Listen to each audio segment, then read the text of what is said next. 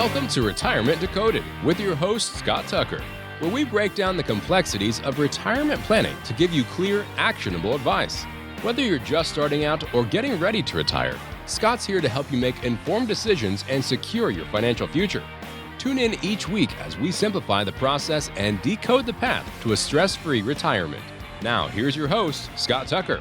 Well, welcome to Retirement Decoded with Scott Tucker. I'm your host, Scott Tucker. Welcome to the podcast. My trusty sidekick, as most of the time, is Associate Advisor Andre Hootie. Say hello, Andre Hootie. Hello, Andre Hootie. Andre Hootie, we have a question from the listener mailbag, as we do each and every week on the podcast. A guy writes the podcast, and he says, Scott, would a higher inflation scenario make delaying my Social Security more profitable or less profitable? So, Andre, what do you think about that? Guy says, would a higher inflation scenario, so higher inflation in the future, I suppose is what he's asking, make delaying my Social Security more profitable or less? What do you think about that? Well, it's definitely more profitable for you because profitable is probably not the right word. Yeah. it's in your benefit to defer. He's asking. Well, he is kind of asking a couple things. So he's saying, and to reword it, guy could say, am I better off delaying my Social Security if there's going to be higher inflation in the future? And that's, you see what I'm saying there? Yeah, well, I guess there's kind of two answers, and they're more or less the same. Andre, do you ever have somebody ask you a question that is worded incorrectly? Sorry, Guy. But it's worded a certain way to where you can't give a good answer? Yeah, all the time. All the time. Each and every day. So, Guy, I think what you're asking, and thanks for writing into the podcast, too. We appreciate it. We need somebody to read questions from on the podcast. So I think what you're asking is you didn't give us your age, Guy, and so I'm just looking at this, what you wrote. But you're saying, should I delay my Social Security because I expect more inflation? That might be what he's saying. Now, Andre, you know this as well as I do. When we defer our Social Security from age 62 until our full retirement age, and for most folks listening to the podcast today, I'm going to say your full retirement age is somewhere between 66 and 67. Mm-hmm. That's fair. Right? And so from 62 to your full retirement age, wherever that is, somewhere in the neck of the woods of 66 to 67. So from 62 to that full retirement age, every year you defer, you're going to get a raise of 6 2/3% per year for every year you defer. And then you're going to get that if you were to defer a half a year or a couple months, whatever you're going to defer, you're going to get a fraction of that 6 2/3% per year. So I don't know if it makes sense. I was told there was going to be math. Math on a podcast, Andre, probably not a great thing. Yeah, mental math especially. You're really making the listeners think today. You're mental, Andre. And so let's say you deferred from age, I'll make this, here's an easy way. From 62 to 63, if you deferred those whole 12 months, you get a 6 2/3% delayed filing credit. There's a better name for it than that.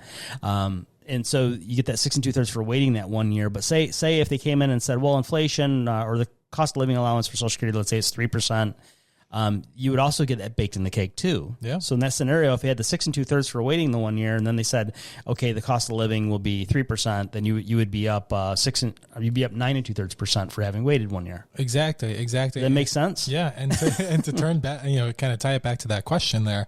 It's that cost of living adjustment, that 3% in our example there, that fluctuates with inflation. So we never know what that's going to be in the future. Mm-hmm. But to the question, if we're expecting higher inflation, we should expect that the colas are going to be, relatively, a good sum. The Coca-Cola?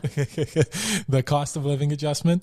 Mm-hmm. So we can expect that there's going to be some sort of increase there, right? It might not keep up with inflation as much, which is just another reason to wait a little bit, because the more you defer, the bigger your benefit grows. And once you lock it in, you lock it in. Yeah, so there's a lot there. So every year from 62 to your full retirement age that you defer, you're going to get a 6 2/3% raise for putting that off for a year. Delayed retirement credit is a proper name for that. And then the cost of living adjustment, you're also going to get that baked in the cake. So a lot of folks ask us that, hey, if I don't file, I'm already missing out on this January 1st cost of living allowance that's coming up each year. And you're not. You're getting that baked in the cake. You can refresh your, go to ssa.gov. You can get your, set up a My Social Security account if you don't already have one. And you can get that letter that they used to mail to you that shows you what you should expect from Social Security at different ages. Yeah, exactly. But there's always that one thing missing in there. It's that cost of living adjustment. Well, yeah. If you look forward, so if you look forward on that letter, so say you listener, if you have that letter in front of you right now, you're not going to see, you'll see the 6 2/3% for waiting from age 62 to full retirement age. And you'll see even better from full retirement age to age 70, if you defer, there's an 8% per year deferred retirement credit there. You'll see all that in your letter. But as Andre, you make a great point. You're not going to see future inflation because we don't know there is going to be any. Right. I mean, but bump. Does that sound far-fetched, Andre? It does. But hey, you know what? Historically speaking, they have given 0% cost of living adjustment. It's happened in the past. Yeah. And so, it's not out of the question that, we may not see inflation for some 12-month period, and you may not get a cost of living adjustment just because that's how the market went. But, either way, once you're on Social Security, that's the only thing you get. So while you're still deferring, as you mentioned, those delayed retirement credits, that's really where the bulk of that cake is there. That's where you're really getting the bulk of that growth. And we have more on this at tuckeryoutube.com. If you go to tuckeryoutube.com, you can see a whole video on when to file for Social Security and how. So that's the easiest way to find that is at tuckeryoutube.com. So Andre, because this would be better with the whiteboard, and that's the way we have it on the YouTube channel. So dream with me for a moment here. Let's say we're going from 62, kind of in your lower left. See if you have a screen in front of you or a whiteboard in front of you. Lower left, you have age 62, and there's a dollar amount that Social Security says you get a 62. And then say kind of upper right of your whiteboard, you have age 70, which is the best it ever gets, and you have a dollar amount there. When you have that letter, let's say you're 61 and you're looking at this letter from 62 to 70, you'll see an upward trajectory. You'll see it from bottom left to upper right, from age 62 to age 70, and they'll have all these different amounts you could get. And from 62 to full retirement age, it increases every full year you defer. If you defer a full year, it's a 6 2/3% increase. And then a lot of the cost of living allowances have been around 3%. And so you might be seeing that from age 62 to age 63, but you might actually get around 10%. You could. And then you might see from full retirement age to age 70, you will see from full retirement age to age 70 on your letter, you'll see 8% annual increases for deferring. You won't see the future cost of living allowances. But what if you got an 8% credit and you had maybe a 3% cost of living allowance? You'd be getting about an 11% increase in those latter years. But what Andre's saying that I think a lot of folks are missing, because if I didn't know it, I would be missing it. And you're not saying it the wrong way, but it's just there's a lot to this, and there's no whiteboard right now. Way easier with whiteboard. Once you do pull the trigger and you file your forward for your whatever age between 62 and 7, you say, okay, start me on my retirement benefit for Social Security. Then all you get, there are no more 6 2/3% increases. There are no more 8% increases for deferring, because you're not deferring anymore.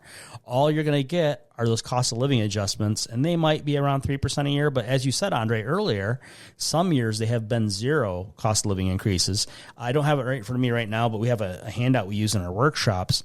We have in-person workshops we teach, and on those, you have it right there. I think it was in 2016.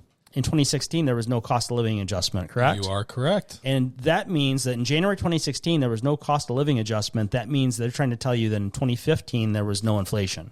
Yeah. Do you believe that, Andre?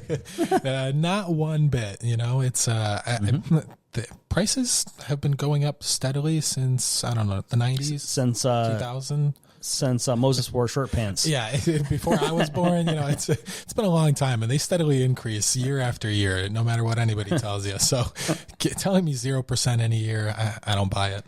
I hope that wasn't sacrilegious that I suggested that Moses may have worn short pants. I mean, I was thinking of who, they always say somebody who wore short pants. I don't know. That means when you're a kid and you wear shorts instead of long pants. Right. Yeah, I don't know. I'm trying to say since as they say in The Sopranos, since time immemorium, or whatever Tony Soprano used to say, since time immemorium, the money goes up, it doesn't come down, something like that. Right, yeah. That is not a very good impression.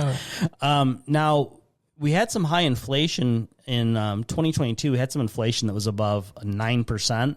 So then January 2023, did we get a 9% increase in the cost of living allowance? No, 8.7% in the cost of living allowance. And that tends to be the pattern, huh?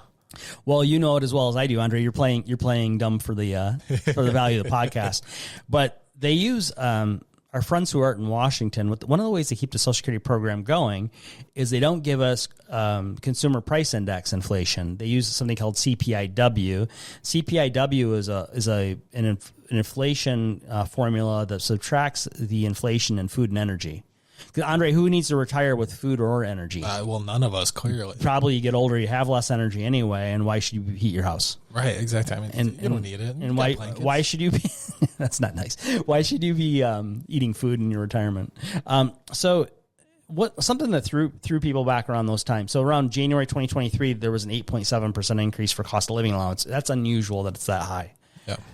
But say we had a lady at one of our workshops. We taught a workshop in... we're in Chicagoland area, and we taught a workshop at Oakton College, at the Skokie campus. There's a little bell for Oakton College at the Skokie campus. There's 2 campuses, or campi. But we taught a workshop there some time ago, and a lady said, wait a minute, this was back in probably mid-2023. And so it goes back a ways, and it's in the Wayback Machine. And she says, wait, I'm between full retirement age and age 70, and I deferred 1 year. And I go, okay, great. This last year you were deferred. You went ahead and got an 8% credit for having deferred. That's great. And she goes, now, did I miss out on my 8.7% cost of living adjustment? And I said, no, you didn't. The way this works is your next Social Security letter is going to show both that you got the 8% deferred retirement credit, but you also got an 8.7% cost of living allowance baked in the cake on your next letter. Mm-hmm. And you want to refresh these letters once every 12 months. And so really what she got is an increase for waiting that 1 year of 16.7%. Yeah, good luck getting that guaranteed anywhere else. I mean, that was. I mean, I'm not going to give it to you. 16.7%. That's a nice return. I mean, rule of 72. That tells you what, about 5 years. I was told there wasn't any math again, Andre. So when Guy says, would a higher inflation scenario make delaying my Social Security more profitable or less? It's kind of not a great question, not a bad question, but a hard to answer question. Yeah. Isn't it? Because you're going to get your inflation baked in the cake either. Well, you're going to get your cost of living allowances whether you're putting off filing or whether you've already filed. If you've already filed, that's all you're going to get is a cost of living allowance. So I think, Guy, maybe a better question. I hate to tell people they asked me a poorly written question. Or asked us. But maybe, Guy, a better thing to focus on is how long can I defer and how long should I defer? If you're getting, Guy, if you're getting those delayed retirement credits every year from 62 to 70, pretty good deferral credits. They're 6 2/3% from 62 to full retirement age. And then full retirement age to age 70, they're 8% a year. Once you file, as Andre said earlier, once you file, all you're getting is that cost of living allowance that might tend to average out around 3% a year. Yeah, and and there's other things to consider as well, right? Maybe you don't need to defer all the way until 70 if your life expectancy is shorter. Maybe it's a Andre, how about if I have a bunch of tax deferred money in like an IRA and 401k? Oh, well, don't get me started. Oh boy, it's a whole nother podcast episode, isn't it? Yeah, that's the man. So some people lock in a low benefit and they still have not dealt with their tax deferred retirement accounts, their IRA, 401k, 403b, deferred comp, TSP, SEP, Simple Keo. And so if you haven't Roth converted those, not specific advice, your mileage may vary. Talk to us before you do that. You can always go to tuckerretirement.com, see our phone calendar, or I think we'll try to put it on the description here if we can too. But go to tuckerretirement.com. Right now you can see our phone calendar. And we'll talk to you 15 minutes for free in the coming week and get your questions answered and your answers questioned. We are federally licensed, so we can help folks all across the fruited plain. So Andre, if say you're going to retirement and you got $1 million in an IRA, we'll say, if you file for Social Security age 62, and what could be a problem there, you could lock in a low benefit, and then all you're going to get is your crappy little cost of living allowance, excluding food and energy, the rest of your life. And inflation's going to keep pounding that down. And there's a side note, too. Once you do file for Social Security, because you don't get the deferred retirement credits anymore, and all you get is maybe 3% or so cost of living allowance each year, your spending power of your money, you should expect it, because they use a CPIW, they exclude food and energy. You should expect the spending power of your Social Security retirement to decline, to diminish the rest of your life. Mm-hmm. Right? That's one thing that we didn't talk about yet. The other thing is, though, Andre, say I retire at 62, I file for Social Security probably too early. Probably. For most people, that's too early, unless there's some severe health thing that you're not going to be around next Tuesday. And then, so say I've got $1 million IRA. Say I start picking at that IRA either because I need the money to live on. Andre, the money in my IRA, 401k, is that tax-free money? No, it is not. No. A lot of people like to think that, though. Oh, I would love to think that. No, and you and I are actually saving very intentionally to have a tax-free retirement. Yeah. Which is not, the system is set up to make people think that they're doing the right thing by tax deferring so they can get whacked later in life. Yeah, and nobody's going to teach you otherwise. And Oh, we will. Well, we will, definitely. But there isn't many people doing the Lord's work out there, Yeah. So the Lord's work. Is that how significant it is that we're just? I mean, I think it is. It's it's one of the most important pinnacles of your life. That you spent your whole Andre life came in the studio work. today in a funny hat and a robe and jewels. Yeah, I mean, that comes from my Catholic background. That's when you say the Lord's work. I'm like, oh, like you're the Pope. Right. So let's say I file at 62, which is probably too early for most folks to file. Not specific advice. Your mileage may vary. You go to tuckerretirement.com. We figure it out with you. But I file at 62, and then I only get cost of living minus food and energy. So my spending power on the Social Security is to decline every month for the rest of my life. How that's likely to go. And then I take money from my IRA or my 401k or TSP or whatever to live on. That's federally taxable money. That goes on line 6A of the federal 1040. And that can cause up to 85% of my Social Security retirement to be federally taxable as well. So that's another reason, Guy, why you may not want to file in a hurry, file too soon, because the taxes on your IRA, 401k, and the rest, deferred comp, TSP, 403b, you've never paid tax on that money on the traditional versions of those. So as you take money out of your IRA, 401k, and the rest, you're going to cause federal income tax, and you don't know how high the brackets are going to be in the future. No. We know they're going higher in 2026, 2028, and beyond, but you don't know how high they could go. Yeah, it's just a safe bet that they're going higher. Hey, with $1 bazillion trillion of federal debt and spending more all the time, do you think that could happen? I think it's not the answer, a question of if, it's a when. The answer to every politician's problem is higher taxes, seems like.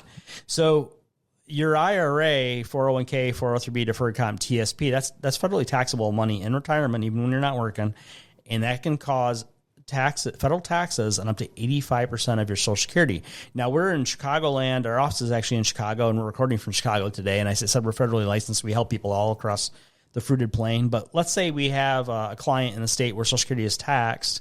That's one thing, I guess, else you could layer onto things. And depending on we have clients in a bunch of different states. So depending on what state you're in, you'll want to let us know that at tuckerretirement.com. But let's say a lot of our Chicagoland clients will say, well, Illinois doesn't tax Social Security.